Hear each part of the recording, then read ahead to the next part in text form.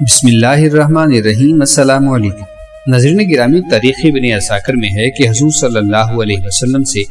1000 سال پہلے یمن کا بادشاہ تبا اول حمیری تھا۔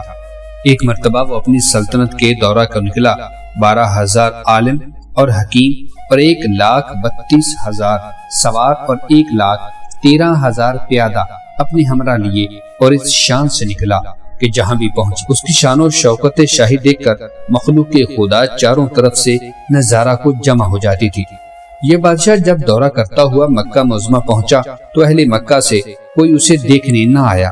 بادشاہ حیران ہوا اور اپنے وزیر اعظم سے اس کی وجہ پوچھی تو اس نے بتایا کہ اس شہر میں ایک گھر ہے جسے بیت اللہ کہتے ہیں،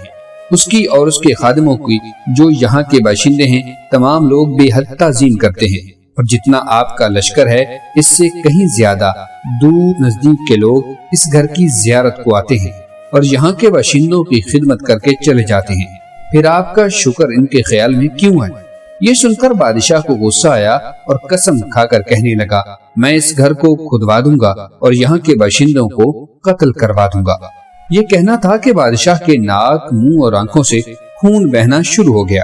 اور ایسا بدبودار مادہ بہنے لگا کہ اس کے پاس بیٹھنے کی بھی کسی کو طاقت نہ رہی۔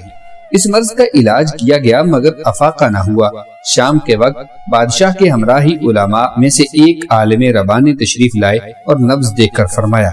مرض آسمانی ہے، علاج زمین کا ہو رہا ہے۔ اے بادشاہ، آپ نے اگر کوئی بری نیت کی ہے تو فوراً اس سے توبہ کیجیے۔ بادشاہ نے دل ہی دل میں بیت اللہ شریف اور خدام کعبہ کے متعلق اپنے ارادے سے توبہ کی۔ توبہ کرتے ہی اس کا وہ خون اور مادہ بہنا بند ہو گیا۔ پھر صحت کی خوشی میں اس نے بیت اللہ شریف کو ریشمی غلاف چڑھایا اور شہر کے ہر باشندے کو 7 اشرفی اور 7 ریشمی جوڑے نظر کیے۔ پھر یہاں سے چل کر جب مدینہ منورہ پہنچا تو 7 علماء نے جو قطب سماویہ کے عالم تھے وہاں کی مٹی کو سونگا اور کنکریوں کو دیکھا، اور نبی آخر الزمان کی ہجرت گاہ کی جو علامتیں انہوں نے پڑھی تھی ان کے مطابق اس سرزمین کو پایا تو باہم عہد کر لیا کہ ہم یہاں ہی مر جائیں گے مگر اس سرزمین کو نہ چھوڑیں گے۔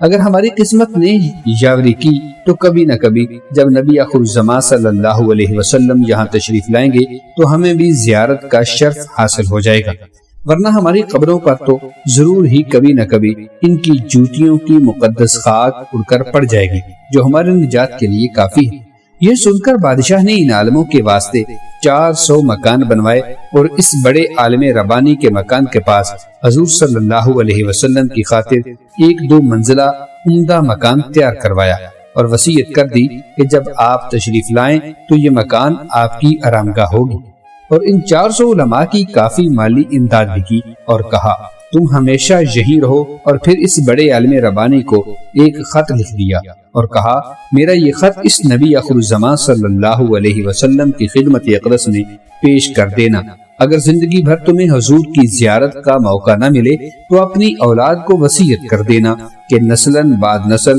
میرا یہ خط محفوظ رکھے، حتیٰ کہ سرکار عبد قرار صلی اللہ علیہ وسلم کی خدمت میں پیش کیا جائے۔ یہ کہہ کر بادشاہ وہاں سے چل دیا۔ وہ خط نبی کریم صلی اللہ علیہ وسلم کی خدمت میں 1000 سال بعد پیش ہوا۔ کیسے ہوا اور خط میں کیا لکھا تھا سنیے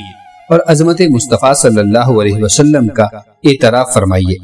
خط کا مضمون یہ تھا، کم ترین مخلوق تبا اول حمیری کی طرف سے شفیع المذنبین سید المرسلین محمد رسول اللہ صلی اللہ علیہ وسلم، اما بعد، اے اللہ کے حبیب، میں آپ پر ایمان لاتا ہوں اور جو کتاب آپ پر نازل ہوگی اس پر بھی ایمان لاتا ہوں، اور میں آپ کے دین پر ہوں، پس اگر مجھے آپ کی زیارت کا موقع مل گیا تو بہت اچھا اور غنیمت ہے، اور اگر میں آپ کی زیارت نہ کر سکا تو میری شفاعت فرمانا اور قیامت کے روز مجھے فراموش نہ کرنا۔ میں آپ کی پہلی امت میں سے ہوں اور آپ کے ساتھ آپ کی آمد سے پہلے ہی بیعت کرتا ہوں۔ میں گواہی دیتا ہوں کہ اللہ ایک ہے، آپ اللہ کے سچے رسول ہیں۔ شاہ یمن کا یہ خط نسل بعد نسل ان 400 علماء کے اندر حرز جان کی حیثیت سے محفوظ چلا آیا، یہاں تک کہ 1000 سال کا عرصہ گزر گیا۔ ان علماء کی اولاد اس کثرت سے بڑی کہ مدینہ کی آبادی میں کئی گنا اضافہ ہو گیا،